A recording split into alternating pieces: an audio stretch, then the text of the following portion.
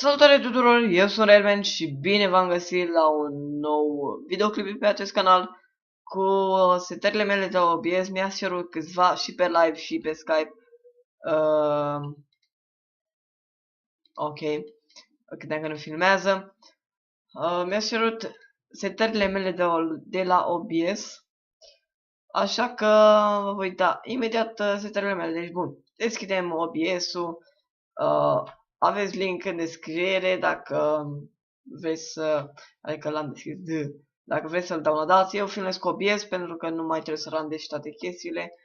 Bun, aici vă setați și voi limba, ce limbă vreți voi, dacă vreți, așa. Da, eu țin pe English pentru că e mai frumos.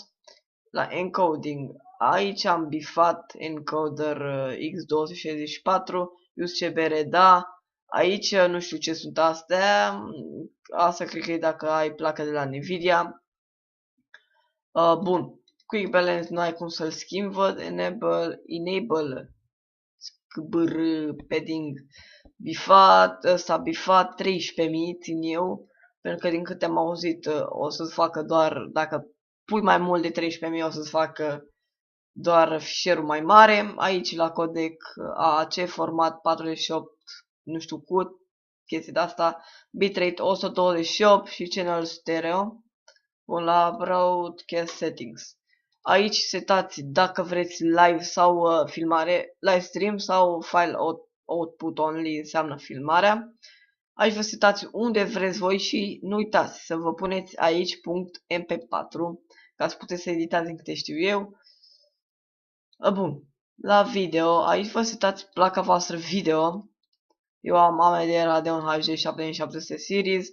Și bun, aici înseamnă foarte mult. Bun, dați personalizare, click dreapta pe ecran, personalizare, display și stați să găsesc eu. Aici vă vedeți rezoluția voastră de la ecran. Eu am 1280 pe 1024. Asta înseamnă că am pătrat, ecranul pătrat sus, am 5.2.14.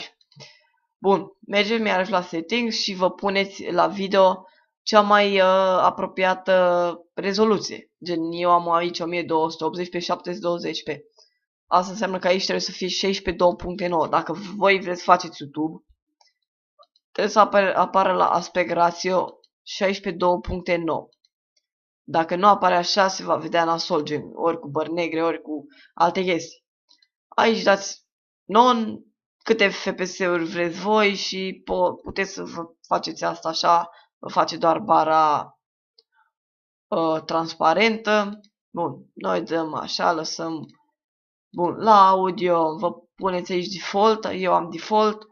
Aici vă puneți microfonul care îl aveți, ori default, ori front mic, default se aude mai nasol, ori microfonul care îl aveți voi conectat. Aici eu am 1, 1, 0 și 2, nu știu ce sunt astea, dar așa le-am lăsat.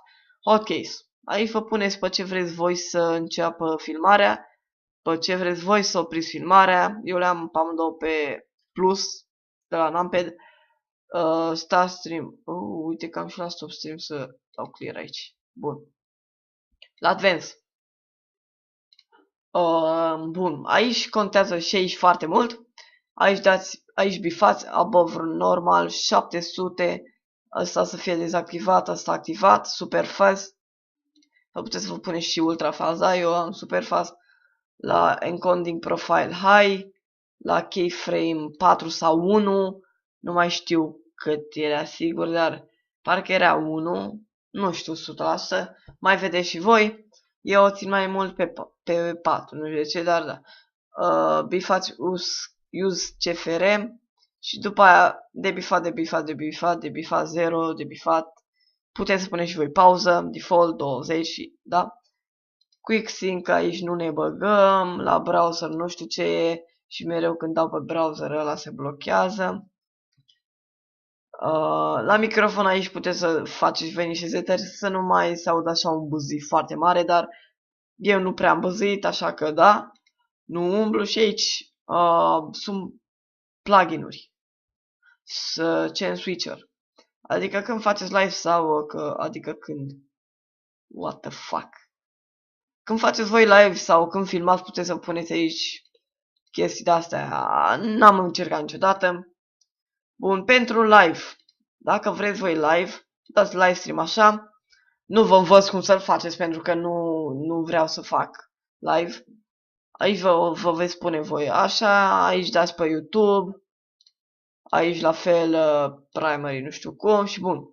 Ce trebuie voi să schimbați de aici e să puneți la max bitrate. Depinde cât de bine vă merge vouă netul. Eu îl țin mai mult pe 4500 sau pe 4000 și schimb și aici și fac așa și după aia debifez ăsta. Așa țin eu. Bun. Dacă îl faceți așa, vă va merge ca și mie. Da. Păi, sper că v-a fost de ajutor acest tutorial micuț. Bun, și mai am să vă spun ceva. Nu băgăm test, fiți atenți.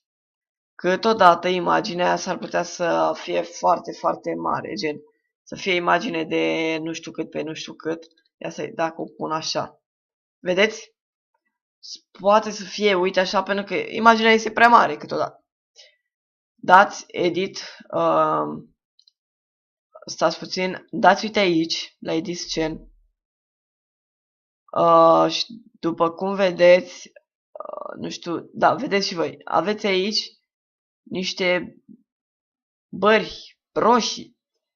Trageți de ele și vedeți cum se face, da? Și o faceți voi, mai apăsați și, dacă faceți uite așa, nu aveți cum să trageți, știi? Apesi Shift și după aia poți să o duci cum vrea mușchiul tău. Și uitați, mergem la așa, vă arăt și pe poză. Facem, uite așa, o duceți și voi cât puteți. Ok. Așa, mai trage și voi. Ok, uite așa. Bine, puteam să fac și mai repede, dar da. Vedeți? Cam asta a fost. Nu uitați, dacă vreți mai multe tutoriale de genul și... Da, lăsați voi în comentarii ce tutoriale mai vreți și voi vedea dacă știu. Mulțumesc foarte mult de vizionare și baftă-mi, pa!